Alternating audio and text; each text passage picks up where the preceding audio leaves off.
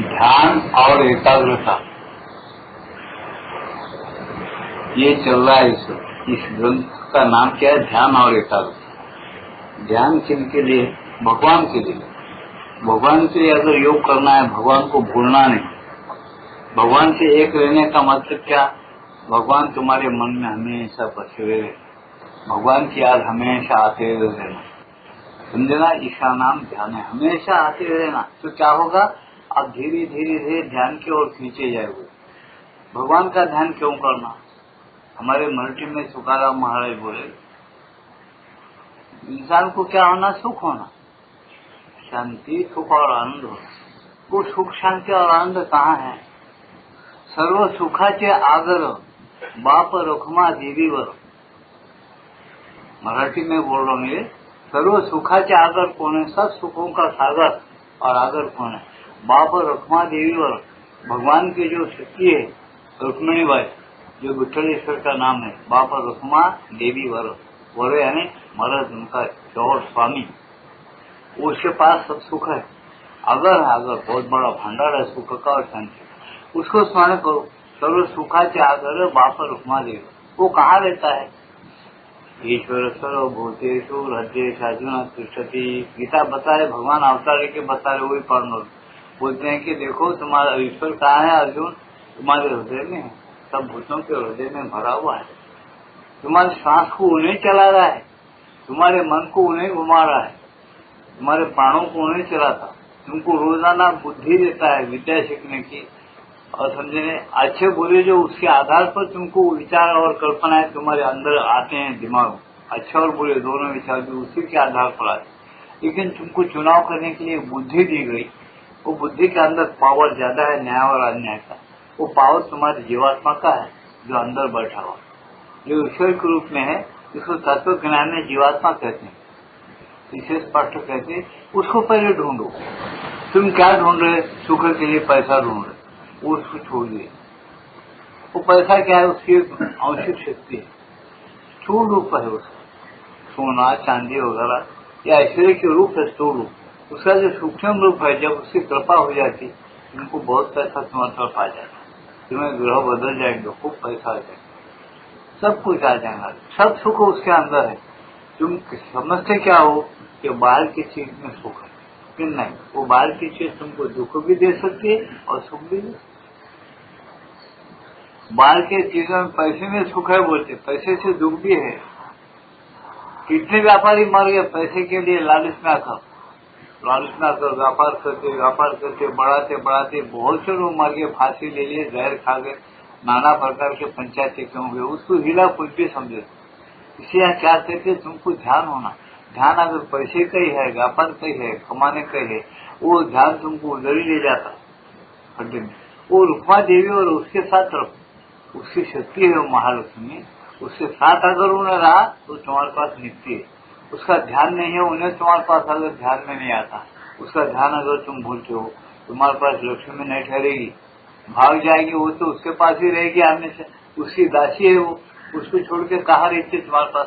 तुमको बच्चा समझकर तुम्हारे प्रेम भक्ति, तुम्हारे रिझाना देखकर वो थोड़ा बहुत सुख देने के लिए आती है, लेकिन उस पैसे से अगर तुम अन्याय के काम किए, पाप के काम किए, तो तुमको दुधारी तलवार है वो काट नहीं सकती तुम।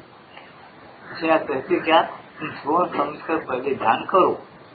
ध्यान का मतलब क्या? भगवान का ध्यान।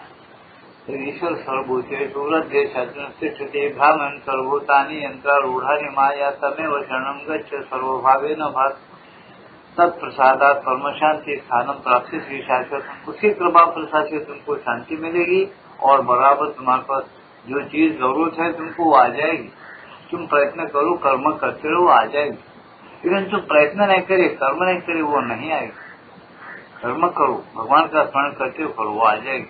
और आ जाएगी तो शांति देगी, सुख से सुख लेकर आएगी। अगर पैसा तुम कमाओगे बहुत होशियारी से, उतना पैसा नहीं रहेगा। वो तुमको दुख दे सकता है, सुख देने के बजाय दुख देता है, दुख दे के नाना प्रकार के पंचायत में डाल सकता है। इसलिए करो क्या, तुम ध्यान करो भगवान का और उसकी मर्जी क्या है सोचो, समझो और चलो। तुम किसे ध्यान कहते हो? आंखें बंद करके एकाग्रता का अभ्यास करने को क्या करे?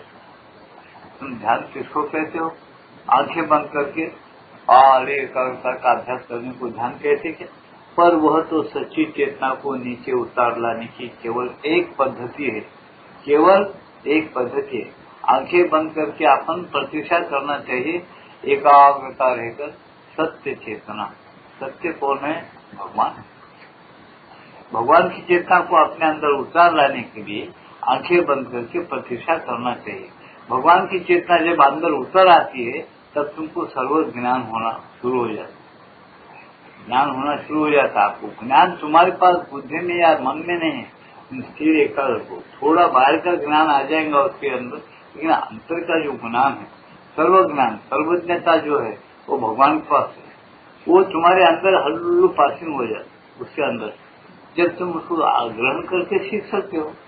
ये ज्ञान तुम्हारी बुद्धि से तुम कितना भी गड़बड़ करो, तुमको समझ में भी नहीं आएगा, न कह सकते। उसको स्थिर रहकर पहले प्रतीक्षा करो, जब वो धीरे धीरे आ जाए तुम्हारे।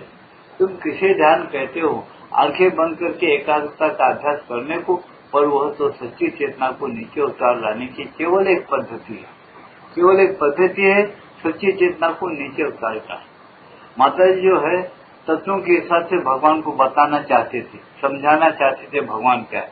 जैसा आप लोग कहते साइंस के द्वारा, पृथ्वी का तत्व, पानी का तत्व, समझे ना, अग्नि का तत्व, हवा का तत्व, आकाश का तत्व, ईथर का तत्व, लोह चुंबक, फिर उसके ऊपर और ऐसा बताते उन्होंने बताया कि गुणों का तत्व, 3 गुणों का तत्व, 3 गुण के परम तत्व।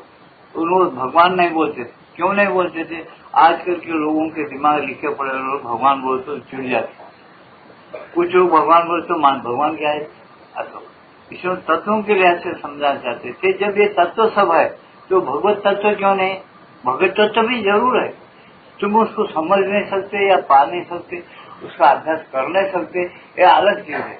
लेकिन भगवत तत्व भी है, वो भगवत तत्व के द्वारा तुम उसको समझ सकते।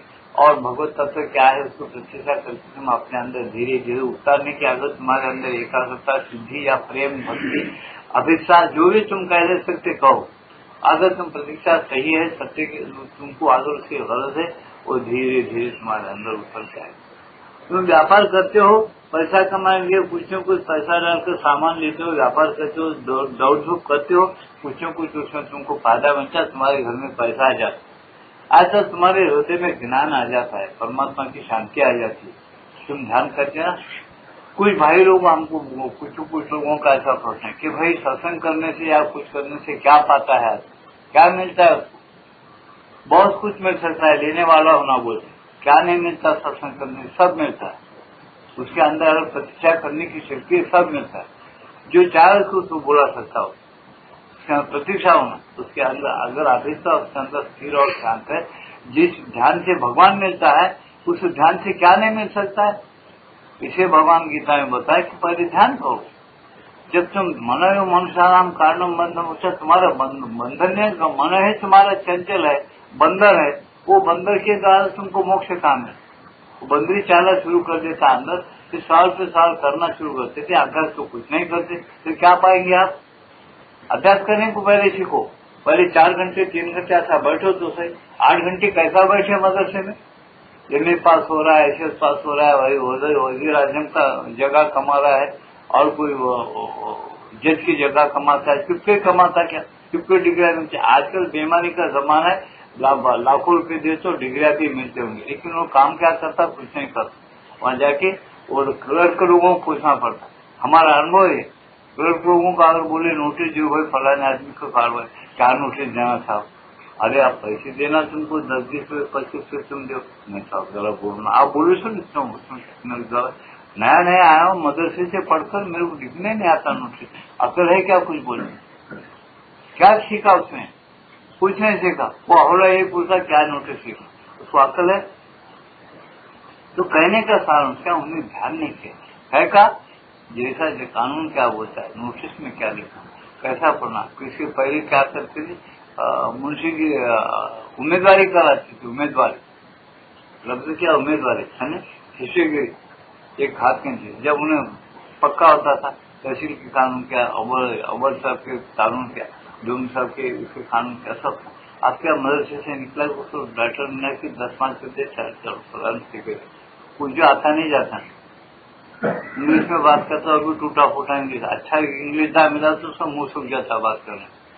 तो सारांश कहने का क्या, सही तरीके के साथ कोई आज अभ्यास नहीं करता, उसे क्या होता, उसको कुछ नहीं मिलता। ध्यान होना, ध्यान नहीं, इसका मतलब कि आंखें बंद करके ध्यान नहीं, प्रतिशत पढ़ो, अभ्यास पढ़ना है, पढ़ना खूब पढ़ो, अच्छे से याद करो, एकाग्रता रखो, वो चीज तुम्हारे अंदर उतर जाती है, तुम कामयाबी हासिल कर सकते हो। मैं सुनाई नहीं, इसीलिए क्या बताए, पाने के लिए क्या होना, पहले तुम्हारे अंदर ध्यान हो, सत्य चेतना के साथ युक्त होना। इसलिए तुम क्या करना, उतरने के लिए ध्यान करो, सत्य चेतना के साथ युक्त होना या उसके अवतरण को अनुभव करना। तो सत्य चेतना आपके अंदर कैसी धीमा उत्तर दे, उसको अनुभव करो। एकमात्र महत्वपूर्ण बात यही है, ध्यान का महत्वपूर्ण बात क्या है, क्या पाना है तुमको, शांत स्थिर रह के प्रक्रिया करना, सत्य चेतना होना, सत्य बात समझना, किधर मेरा रास्ता है, प्रपंच किस तरीके से करना, परमार्थ किस तरीके से करना, कैसा प्रत्येक आदमी से मैं चलना, किस तरह से हम भगवान रहो। तुम विद्याभ्यास पढ़ो, लेकिन ये भी इसके अंदर शिक्षण है, अपने वेदों से, उपनिषद सबसे। पहले ऋषि मुनियों के पास आश्रमों में बच्चों को क्यों भेजे जाते थे, उनको विवाह नहीं थे, उनको बच्चे नहीं जाने, वो प्रपंच नहीं करे क्या, सब किए, लेकिन अपन वो सब विद्या भूल गए।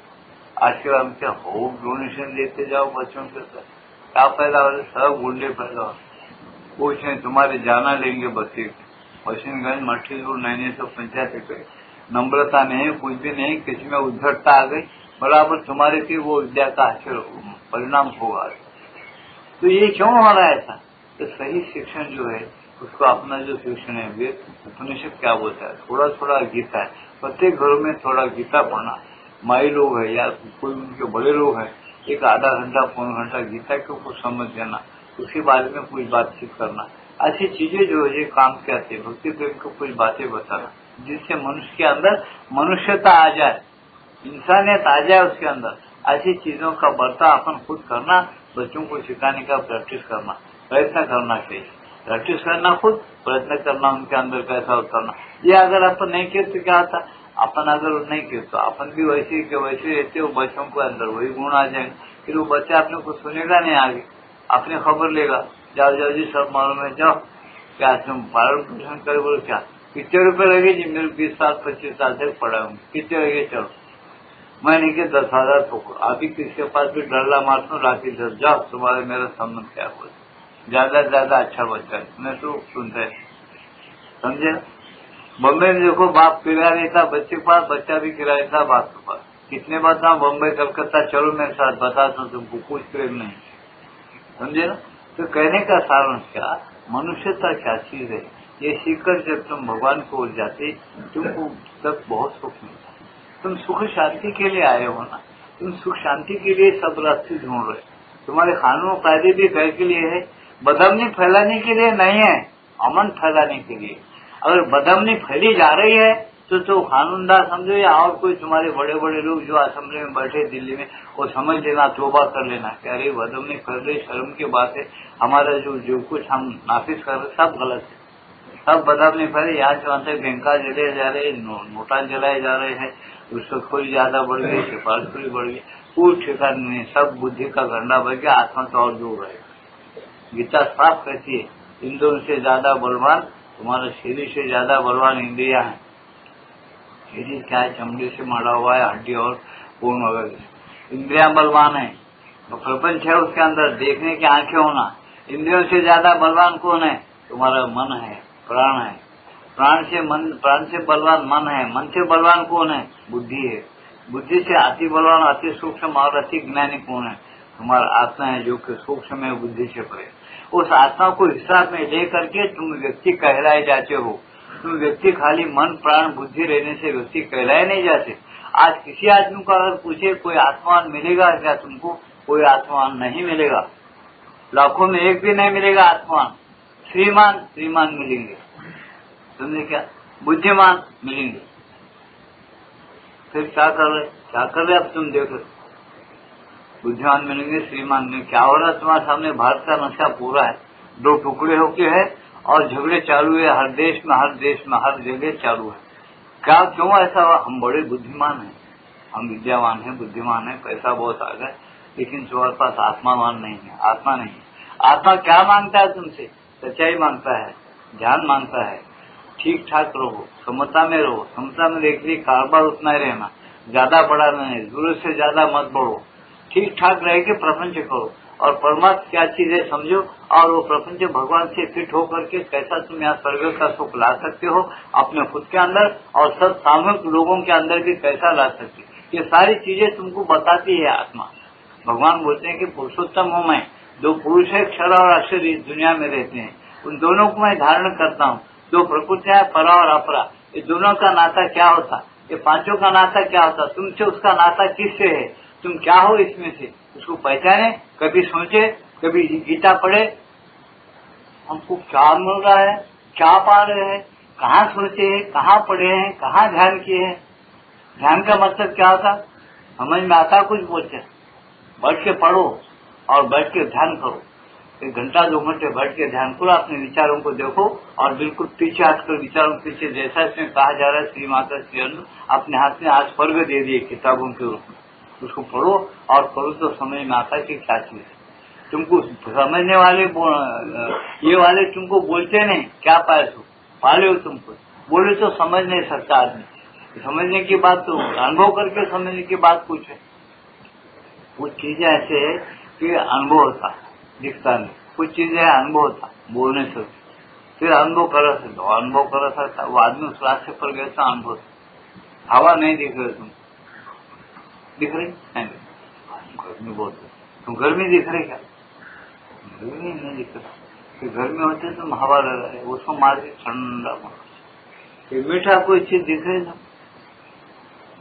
और शक्कर का रूप दिख रहा ना जी, मीठा केला मीठा है, आम मीठा है, पेड़ा मीठा है, दिख रहा है, अच्छा वो खास मीठा है, वो मीठा कैसा उसके अंदर, वो क्या जो ये खा तो मीठा तो लग, ठीक है, तो वैसे हम बोलते तुम्हारे अंदर जीवात्मा ईश्वर के रूप में बैठा, तुमको दिख रहा है नहीं दिख रहा, इसलिए हम लोग अनुभव होता, मीठा कैसा अनुभव, एक जीवा दिया उसमें उसका गुण पहचान, वो कड़वा है, वो मीठा है, वो कसेला है, वो चूरट है, वो खिंचा उसमें आकड़पन है, सब पहचान है तुम्हारे एक ही जीव में एक चेतना है, कितनी चीजों को पहचान रही है। तुम कभी सोचे कि हृदय में तुम्हारे अंदर क्या बल है, कैसी भावना है, भावना स्थिर करने के बाद क्या अनुभव होता है, वो अनुभव आत्मा के साथ देखने के बाद कैसे फैल जाते हो, क्या क्या तुम समझ सकते हो, कभी सोचे उम्र भर में? सोचो, पहले बैठने का सोचो, शांत और स्थिर शुद्ध रहकर सोचो, पहले एक विचार भी फड़कना नहीं। अगर तुम स्वाधीनता कमाए हो तो, अगर तुम स्वतंत्रता कमाए, एक विचार फटकना नहीं, एक जगह पर एक शांत स्थिर रहो, जब भी तुमको चेतना कैसे उतर के आती, तुमको कैसा शांत और स्थिरता मिलती है, किस प्रकार का आनंद मिलता है, जब तुम समझेंगे, एक बार अगर मजा चखले बोलेंगे बस ये सही आनंद, किसी पर अवलंबित नहीं है। आचार्य जी बोले कि शंकराचार्य जी, परोक्ष आनंद और अपरोक्ष आनंद। परोक्ष आनंद क्या है? दूसरों से मिलने वाला, दूसरी चीजों से मिलने वाला परोक्ष परे से मिलता है। अपरोक्ष आनंद खुद में पैदा होता है, खुद में शांति उत्पन्न होती है, खुद में आनंद उत्पन्न होता है, उसका नाम अपरोक्ष आनंद। परोक्ष आनंद दूसरी चीज से मिलने वाला है, तो तुमको अपरोक्ष आनंद मिला नहीं, परोक्ष आनंद में हम भटक किधर किधर घूमते चले जा रहे, फरार में, पैसे में आनंद है, स्त्री में आनंद है, बिल्डिंग में आनंद है, कारोबार में आनंद है, हमारा दिल हमेशा चंचल रह के भटकते चले जा रहे हो। अपने अंदर का आत्मा का स्वानंद, स्वतः का ब्रह्मानंद जिसको बोलते, वो ब्रह्म का आनंद अपन लेने के लिए तैयार है क्या? शुद्ध है क्या? स्थिर बुद्धि है क्या? स्थिर बुद्धि चाहते क्या? वो चेतना को चाह रहे क्या? हम कुछ नहीं चाह रहे, फिर क्या मिलेगा? हम चाहते नहीं तो मिलेगा क्या? हम चाहना चाहिए, जो चाहता है उसको मिलता है, जो चाह लिया उन्होंने पा लिया और मिलता है, वो तुमको दे नहीं सकता। तुम अगर पाना चाहते तो रास्ता बता सकता है, उस रास्ते से जाओ और पा लो, संशय की बात ही नहीं। श्री अरविंद एक ही सेंटेंस में लिख दी कि मनुष्य जो है उसके पास मन है, आत्मा नहीं है, वो हमेशा क्या करेगा? हमेशा संशय निकालते रहेगा, हमेशा उसका काम है, क्योंकि मन उसके साथ फिट है, उसके शरीर में वो एक इंद्रिय है, हमेशा संशय निकालता है। लाखों किताबें पढ़ने दो, लाखों करोड़ पढ़ने दो, जब तक के बढ़ के शांत और स्थिर आत्मा का आनंद नहीं लिया प्रतिष्ठा करके इस रास्ते से, तब तक उन्हें संशय निकालते रहेगा। तब तक हजारों जना हाँ ऐसा है, हाँ ऐसा ही है। तत्वज्ञानियों को अनुभवी लोगों को पूछो, वो लोग बोलेंगे तुमको, उसका बराबर संशय निकलते जाएगा। क्यों? तुम फिट हुए ही नहीं, तुमको उसका मजा ही मिला नहीं मिला, तुमको बराबर तुम्हारा अज्ञान नष्ट नहीं होगा और वो आनंद नहीं मिलेगा। ऐसा कहते हैं माता जी और श्री अंदो, और सही है, वो गलत नहीं है। तुम किसे इसे यहाँ बताते कि एकमात्र महत्वपूर्ण बात क्या है, तुम प्रतिष्ठा करते हो, एकाग्र आंखें बंद करके करते हो, तो क्या होता? सत्य चेतना के साथ युक्त होना या उसके आचरण को अनुभव करना ही एकमात्र महत्वपूर्ण बात है। वो अनुभव होता क्या, ऊपर से उतर रहे तो होना चाहिए। यदि वो काल आना, उसका महत्व है। देखो बारिश जब चाहे जब बारिश डालते, अब साइंस वाले डाले, उसका बाप नहीं डालता, चाहे जब डाल वो। अब खेता सुकरे क्यों नहीं पका रहा?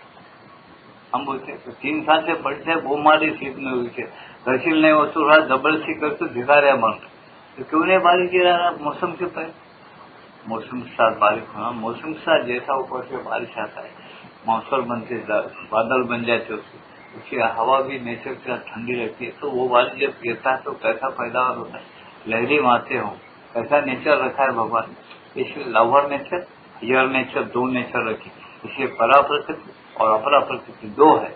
उन चीजों को अपन समझते नहीं, समझ की बात अपन लेते नहीं, तो फिर गड़बड़ पैदा हो जाए। इसे अलग अलग पहले चुनाव करके देव पूछने की बात समझ लेना पहले, ये क्या चीज है, अपन क्या समझने से क्या होता है, क्या करने से क्या होता है, ये पहले सोचो। तो हर चीज तुम्हारे अंदर है, तुम्हारे पास है, इसको लेने का जो रास्ता है, अगर वो भूल गए अलग बात है। यदि इस परंपरागत पद्धति के बिना वह सत्य चेतना आ जाए, जैसा कि मेरे अंदर वह सर्वदा आई, कौन कह रही है? श्री हिंदू या माता क्या कहते? जबकि उन्हें परंपरागत अभ्यास के साथ दूसरों के अंदर या मानव के अंदर जो पहले का युग ने अभी अभ्यास शुरू किया, उसके अंदर ये चेतना आ जाती है अभ्यास के द्वारा। अच्छा अभ्यास नहीं करे, फिर उन्होंने बताया कि जैसा कि हम थोड़ा बहुत अभ्यास करें, हमारे अंदर सदा के लिए वो सर्वदा आई आ गई, सत्य चेतना माता जी में श्री अंदर में आ गई। वो जो करे, वो पहले की कुछ भविष्यवाणियां बोली, पीछे बोले, आगे के सब बोले, वो सब कुछ जाहिर है उनकी पुस्तकें पढ़ने से समझ में आएगा। तो बता रहे कि यदि इस परंपरागत पद्धति के बिना वो सत्य चेतना आ जाए, जैसा कि मेरे अंदर वो सर्वदा आई, जैसा कि मेरे अंदर आ गई है, सर्वदा हमेशा के लिए आई, तो यह और भी अच्छा है। अगर किसी साधक में सर्वदा के लिए अगर आ गई, हमेशा वो ठहर गए, वो भाग्यवान समझ, वो आती है, कुछ बताती है, फिर गायब होती, फिर गहराई के अंदर चल जाती। ये चीजें अच्छी है। तो अगर हमेशा के लिए है तो बहुत अच्छा है, अभ्यास करो, ठीक है, बड़ा मजा आएगा। ध्यान महज एक साधन या उपाय है। ध्यान क्या चीज है? एक साधन है, एक उपाय है। ध्यान क्या उपाय है? सच्ची क्रिया तो यह है कि मनुष्य, एक उपाय है सत्य चेतना को उतार के लाने के लिए ध्यान करते हैं। मनुष्य समझता है ध्यान करो समाधि लगा, समाधि भी एक प्रकार की स्थिर शांत क्रिया है।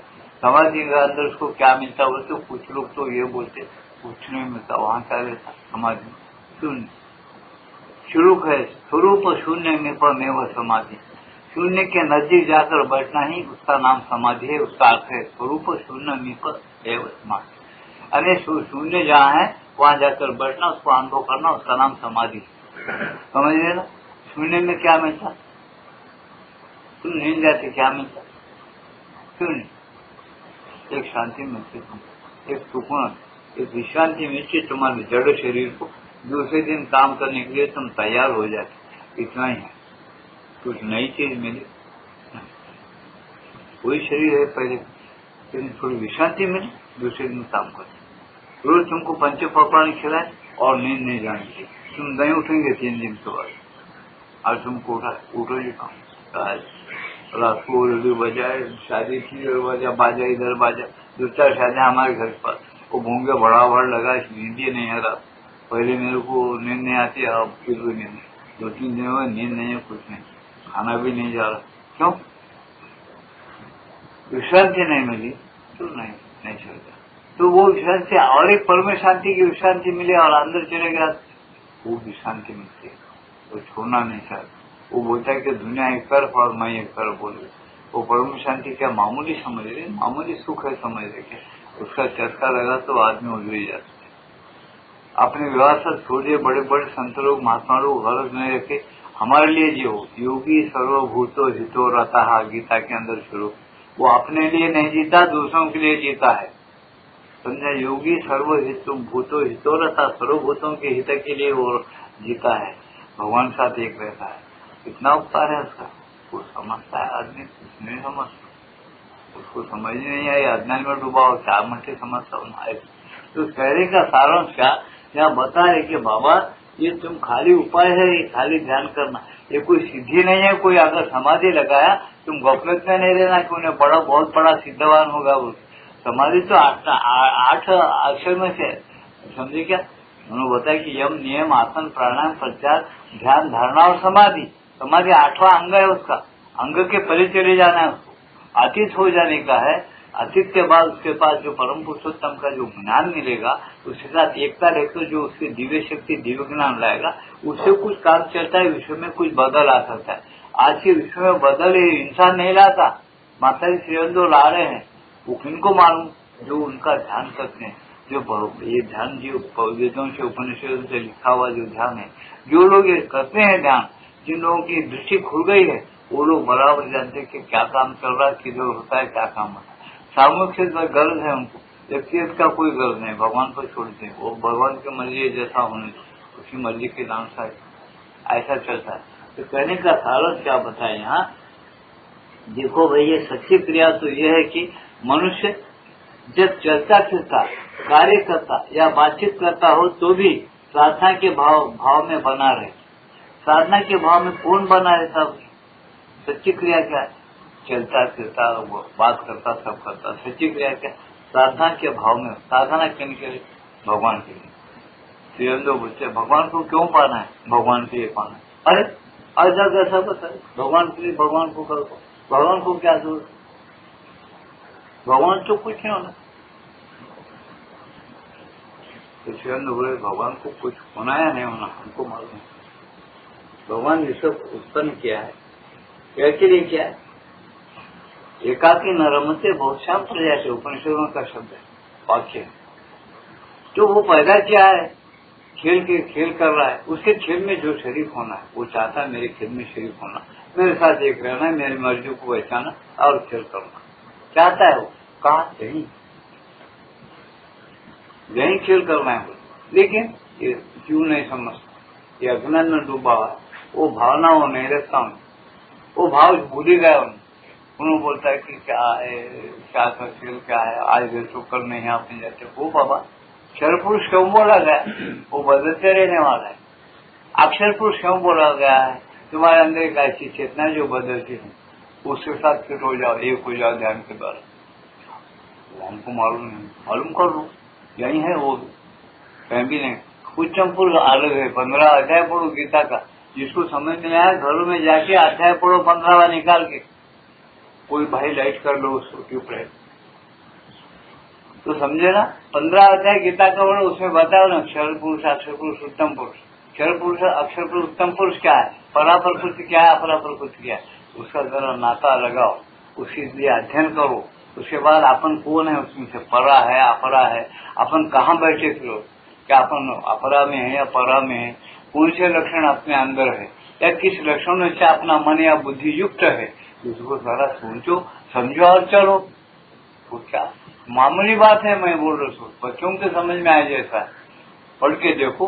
वो क्या लिखी श्रीअंदो, या कोई गोरखपुर की गीता लिखी पढ़ो, कौन सी भी गीता पढ़ो, उनको अर्थ नीचे ऊपर कितना भी कीर्त हो, असल मतलब से बाहर हटने नहीं आता उनको। और कोई अनुभव मिल गया उनको, असल अर्थ से बाहर हट ही नहीं सकता।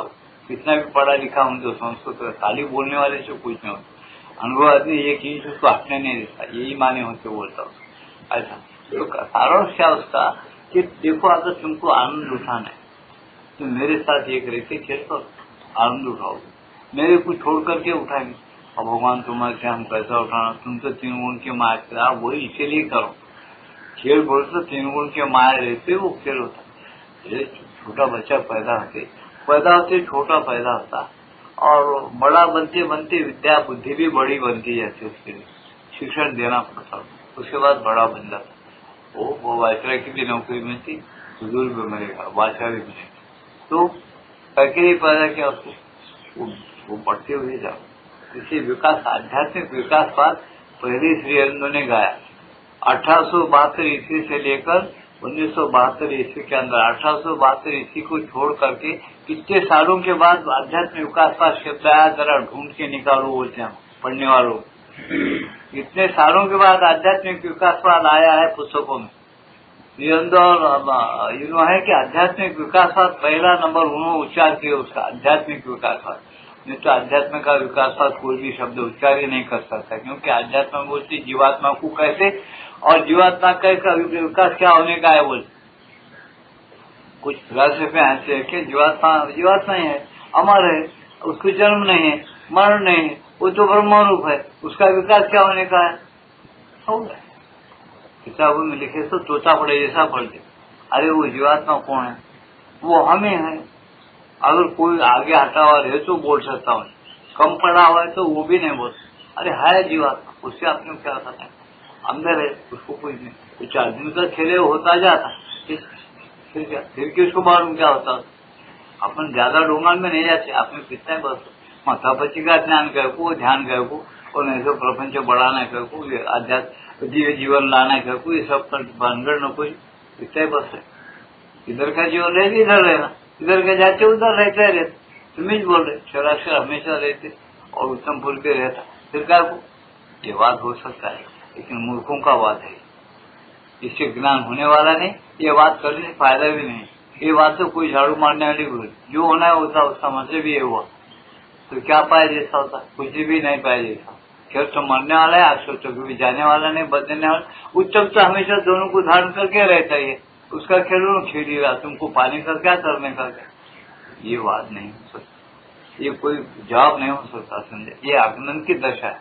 जो आदमी ऐसा बोलेगा पूरा खड्डे में उतरा हुआ समझना, उसको कुछ करने का नहीं बोलता, ऐसा समझो। तो कहने का सारांश क्या है, चलता फिरते दोस्त भी अगर ये भावना किसी की बनी रही, बाबा मैं कौन हूँ, प्रश्न का बरोबर हल करना चाहिए। वास्तविक मनुष्य सीखना चाहिए कि मैं कौन हूँ, मैं क्या करना चाहता हूँ, क्या कर रहा हूँ। मैं मनुष्य हूँ तो मनुष्यता से चल रहा हूँ क्या, मनुष्यता के नाता छोड़कर कितना दूर चलेगा, मेरे अंदर कौन बैठा हुआ। 4 दिन के बाद मैं जिन बीवी से, दोस्तों से, बच्चों से, धन से, कितने लोगों से मिलकर मैं कैसा प्यार दिया और प्यार लिया, इन सब को छोड़ के आकर कहाँ जाने वाला हूँ। एक दिन जब मैं चल बसा हूँ तो कहाँ है मेरा ठिकाना, देख लिए भगवान को सा देख लिए, मालूम नहीं हम क्या जाने वाला जाते, क्या बोलने का, क्या सुनने का, क्या वो ऐसे लोग क्या पाएंगे, ये बताओ बोलते हैं कि क्या पाएंगे, क्या मिलना है उनको, कुछ भी देने का नहीं, देने का नहीं, उनको मिलेगा क्या, उनको पाएंगे क्या। पाने के लिए अगर जागृत रहकर पाने के लिए कोई पैदा होगा है तो उसके लिए अभ्यास है, रास्ता है, बराबर अभ्यास करेगा, पाएगा और उसको मिलकर रहेगा। वो बहस नहीं करेगा, वो गपचुप रास्ता चलेगा, मिलकर रहेगा। और कुछ नहीं पाता तो कुछ भी नहीं। तो कहते किसी रास्ते से हो, कोई भी रास्ता हो, एक रास्ते से पा लेना कि अपने आप को पा लेना। अपन किसके अंश है, हम क्या करते हैं, किधर है, हमको आना जाना क्यों पीछे लगा, आना जाना किससे बंद होता, तो कौन बंधन में डालने वाला है, उसको पहले समझना। वहाँ बताया कि मन अपना ही बंधन में डालता है। भगवान साफ साफ बताए, कितने दयालु है भगवान। मनयो मनुष्यानम कारणम बंधन मोक्षा, बंधन में डालने वाला मन ही है। और तुम विचार करे, साक्षी बन गए उसको, और बिल्कुल वो सत्य चेतना के दीक्षा करके ला लिए तो तुम्हारा बंधन मुक्त हो जाते हो। मैं मुक्त हो गया हूँ, छाती डंड मार के बोल सकते मैं मुक्त हूँ, ऐसा है। तो इसको लेना है तो लो बोलते, नहीं लेना अभ्यास करना तो हाथ में नहीं लगेगा। अच्छा, तुमको एक रोग है, तुम दवा नहीं खाएंगे, खुद ही कम हो जाएगा, होगा क्या, हो गया क्या बताओ, पहले से मार दिया, क्या करने का ये डॉक्टर, मैं जन बैठक कराओ, नीचों पर आसना बना लो, पाली से अच्छा हो गया। अरे वो भी करना तो कर, लेकिन जरा पहले दवा कुछ भी खा ले, थोड़ा ठीक हो जाए फिर हाथ पांव हिलाओ, कुछ आसना करो, वो अलग बात है। तुम पहले मेरे को आप पहले जबरदस्ती दंड बैठक करो मैं अच्छा हो जाए तो कोई करता है या हो जाता, गलत बात है। परीक्षा माध्याय एकदम तुम दंड बैठक करना शुरू कर दे, कौन आरोग्य होता नहीं होता। पहले दवा लो, जरा ठीक हो जाओ, फिर परीक्षा नहीं आने के लिए फिर कुछ ऐसी आसन और व्यायाम है जिसको करने से परीक्षा नहीं आएगा, वो करो, फायदा है। वो नहीं करेंगे, वो रास्ता नहीं पकड़ेंगे, नहीं होगा। तो ये कहने का सार क्या बता रही हूँ कि ऐसा चीज है कि जो तुम प्रतीक्षा करो तुम्हारे अंदर ही है, तुम्हारे पास हमारा ऐश्वर्य भगवान रखा। भगवान बेईमान नहीं है, झूठा नहीं है ऐसा नहीं है। जिन जिन तत्वों का नाम है, जो नाम दुनिया के अंदर किसी चीज को अगर आया है, सब चीजें दुनिया के अंदर मौजूद है। ये हिंदू की फिलॉसफी में ये आग्रह से बोला गया है। भगवान बोल के जब नाम दे रहे थे, परम तत्व बोल के नाम आ गया है हमारे सनातन वेदों से और उपनिषदों से। परम तत्व है ही है जरूर। जो चीज तुम नाम लेते हो उसका बराबर कार्य है और वो चीज दुनिया के अंदर होना ही चाहिए। अच्छा, जो तुम आम बोले होना ही चाहिए, किसी झाड़ का नाम अमृत बोलते होना ही चाहिए कहीं न कहीं। ये उसका शोध नहीं करके अपन अमृत को नहीं ढूंढना, वो अपनी गलती है या अपनी कमजोरी है। लेकिन जिस चीज का नाम है वो वस्तु होना ही चाहिए। इसलिए तत्वों के अंदर ढूंढे तो बुद्धि के ऊपर एक जीवात्मा है, भगवान गीता में बताए, वो आत्मा को पालो। जब तुम्हारा व्यक्तित्व क्या है समझ में आता, तुम कौन हो, तुम कुछ नहीं हो। दुनिया में कितनी भी बड़ी पदवी पाए तो तुम कुछ नहीं, भगवान के एक अंश है। माता यही बोलते थे, बड़े बड़े मिर्जा इस्माइल जैसे लोग गए थे उसको वहीं खड़े रखना, जैसा अपन हम लोग जाते। उसको बोला तुम्हें एक जीवात्मा है भगवान के, बस हमारे नजरों में इतना ही है और कुछ नहीं। उसके साथ कनेक्शन है तो तुम राजा के साथ कनेक्शन रखिए, उसका तुम्हारा दोस्तान है, वो पावर तुम्हारे अंदर आएगा, यह अलग बात है। लेकिन तुम एक साधारण जीवात्मा है जो मेरे पास आता जाता है, यही माता जी का है। और बिल्कुल सच्ची बात है, उनकी गलत बात। अज्ञान में जब तक कि कोई भी जीव डूबा हुआ है वो साधारण जीव है और भगवान का प्यारा है, भगवान उससे प्रेम रखता है, वो सबका स्वामी है, सूरज है। भगवान बोले बिना हेतु के मैं सब जीवों को चाहता हूँ, मेरे अंश है, मैं प्रेम रखता हूँ। लेकिन जब मेरी भक्ति करके मेरी जब रुझान होता है तब वो उसको मैं नमे भक्त प्रणिशक्ति ये कहता हूँ, मेरा भक्त का नाश नहीं होता। अगर मेरे तरफ रुझान नहीं होता, इधर भी जग मारते चले जाता है, मैं इतने बोलता हूँ कि वो मेरा भक्त नहीं है मेरा, लेकिन घर से निकल गया हुआ उसका घर उसको मालूम नहीं, घर की खबर नहीं। फिर बाहरी भटकने वालों को क्या मिलेगा, इसको सोच लेना अपना आप ही, सोच के चलो ऐसा बता। तो कहने का क्या, सर्वोत्तम ध्यान उसे कहते हैं जो सहज स्वाभाविक रूप में होता है, हमेशा स्मरण होता है हमारे पास सदा। येता जाता वजनी वजता उठता बसता कार्य करिता ग्रास गिड़ता, समझे नहीं। बहुत बड़ी समस्तांची लग जाते दुनिया भगवत चिंतन, हमेशा जिसके पास चिंतन है किसी प्रकार का फिक्र जहाँ तक गया उलट देता है, काम तो बराबर करता भगवान का समझ, और फिक्र में राजा का बाप बन के रहता, शांत, झाड़ के नीचे बैठे हुए उससे शांति और घर में बैठा तो उससे शांति। ये कमाओ बोले, ये शाश्वत की चीज है, इसको कमा कीजिए प्रतिष्ठा करके अंदर आनंद से आनंद लूटो अंदर से, वो मनुष्य अतिमानव बन गया। जब जिसको ये नहीं मिला वो कुछ भी नहीं किया, इतना भी बड़ा राजा नहीं हो, फिर वो वही है जो पहले था वही रहेगा। आए जब वही संस्कार लेके आएगा, आना जाना बंद होता, कौन बाप कर सकता आना जाना बंद। वो धारण किया पुरुष बोलता डर ठोक के, अरे भाई मैं खुद छोटा बन के आ रहा हूँ तुमको धर्म देने के लिए, लेकिन मैं परम पुरुषोत्तम हूँ, मैं ऐसा मेरा मूल रूप है, क्षराक्षर को मैं हमेशा धारण करके रहता हूँ। ऐसी मेरी दो प्रकृतियां हैं, परा प्रकृति और अपरा प्रकृति, हायर नेचर और लोअर नेचर, दो नेचर है जिसका स्वामी मैं हूँ। ऐसा गीता में डंका बजा बजा कर बोल रहा है। उधर किसी का ख्याल है, कोई उसको सोचता है आज आदमी, कोई सोचता है मस्का नहीं मिल रहा खाने, सच्चा घी नहीं मिल रहा, घी योना प्रचोदयात, कहाँ से बुद्धि बढ़ेगी। सब ब्लैक मार्केट हो गया, सब रिश्वतखोरी का बाजार हो गया, ब्राह्मण संध्या छोड़ दिया, प्राणायाम छोड़ दिया, समझे ना। अब मैं कौन जनवा खाली नाम को डालता, गायत्री जब आता नहीं उसको, हम गायत्री स्थापना हुए गु खड़े नहीं करे ले जाके, चुनाव ऐसा करे, हम बोलना नहीं, हमारे लोगों करे सब करते थे कुछ अलग अलग ही, बोलने से फायदा नहीं। अपना हुक्म माता जी का हुक्म है, हुए तो तुमसे कुछ करो, नहीं तो तुम बढ़ो, वो सही बात है। बच्चों का खेल है, जैसा चाहे वैसा करते करने दो, तुम देखो खाली बोलते हो। समझे क्या? हम क्या क्या कर चुके सोच लेना, हमारी करतूत हम सोच के चलना, कुछ दूसरों का गिला नहीं करना, अपने आप को बनाना है, अपने आप को ठीक करना है, अपने आप को शुद्ध करके अपने आत्मा का आपको उद्धार करना है। गीता कहती है दूसरों को उद्धार करना है, पहले आप उद्धार हो जाओ, बाद में मुंह खोले तो थोड़ा थोड़ा उसके अंदर से सुने हुए लोग भगवान की कृपा है, दया है, आ जाएगी और वो उनको भी रास्ता मिलेगा, नहीं तो कुछ नहीं, उसको कोई हटने को नहीं, क्योंकि उसने पहले बोल दिया कि ये खेल है।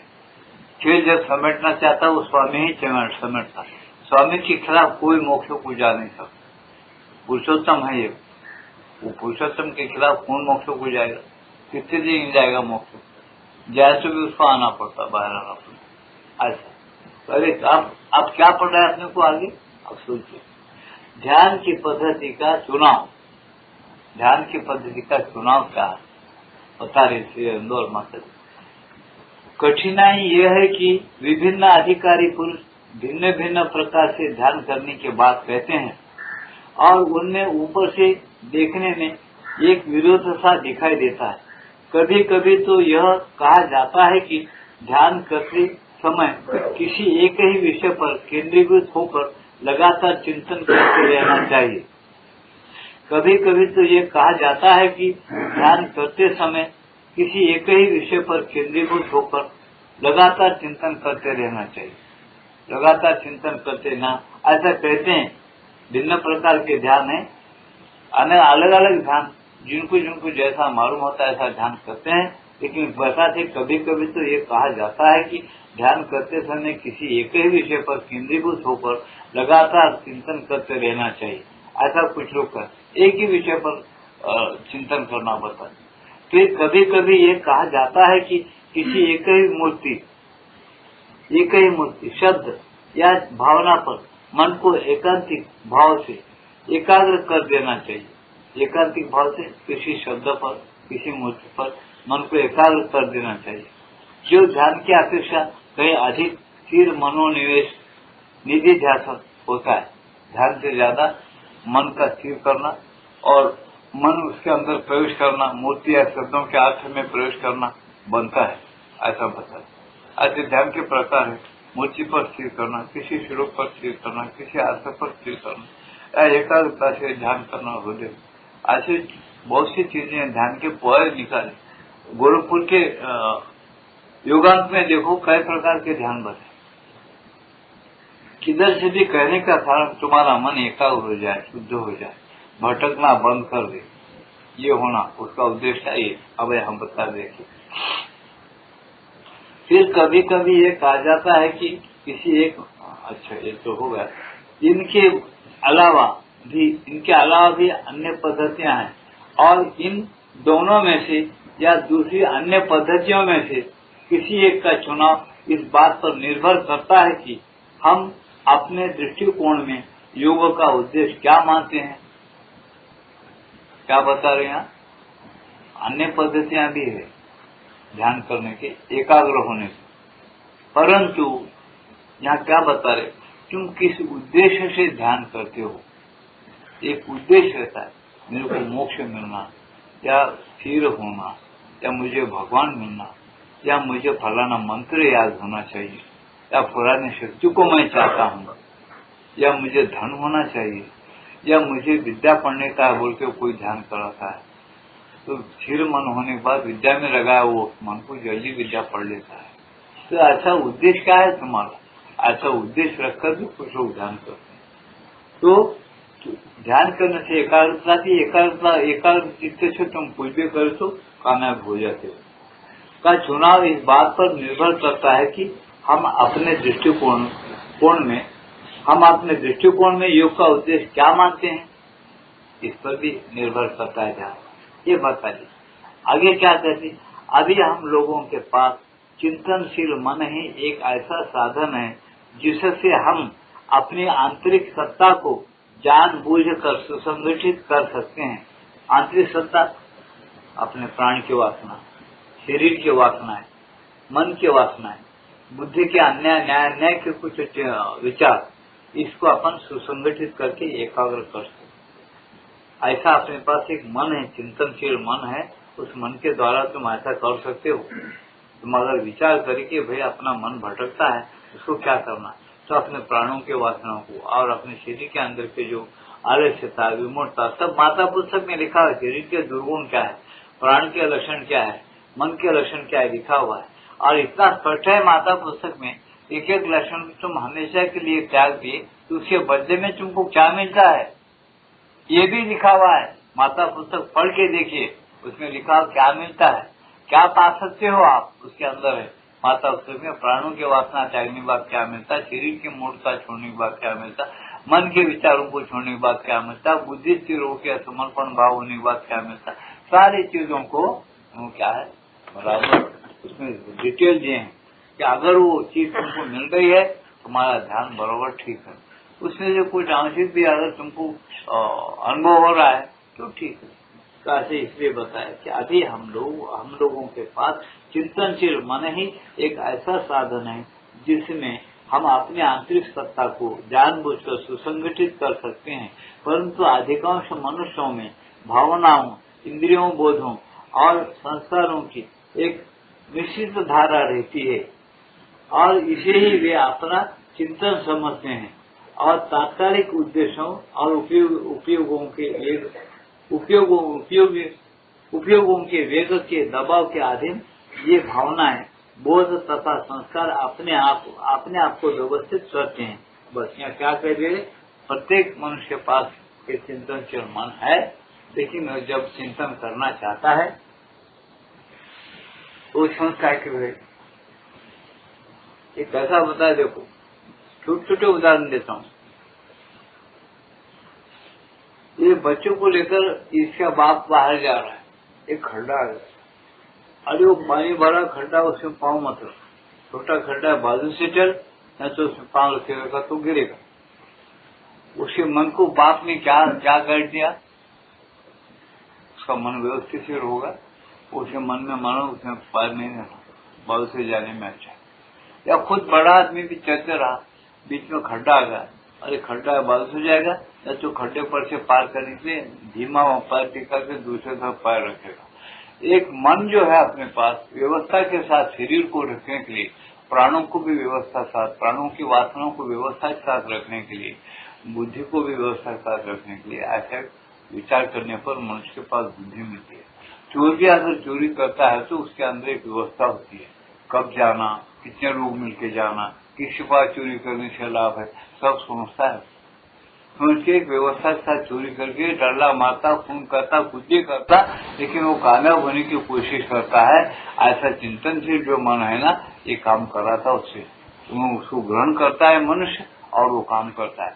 ऐसा ही बुरा काम और अच्छा काम दोनों भी कर सकता है, लेकिन बुरा का कर्म का फल क्या मिलेगा, कभी न कभी बुरा ही मिलेगा। क्यों मिलेगा, एक जीवात्मा ऐसा है तुम्हारे पास, वो हमेशा तुम्हारे शरीर प्राण मन के वासनाओं को लेकर पैदा होता ही है। उसका पैदा होना उसके हाथ में नहीं है।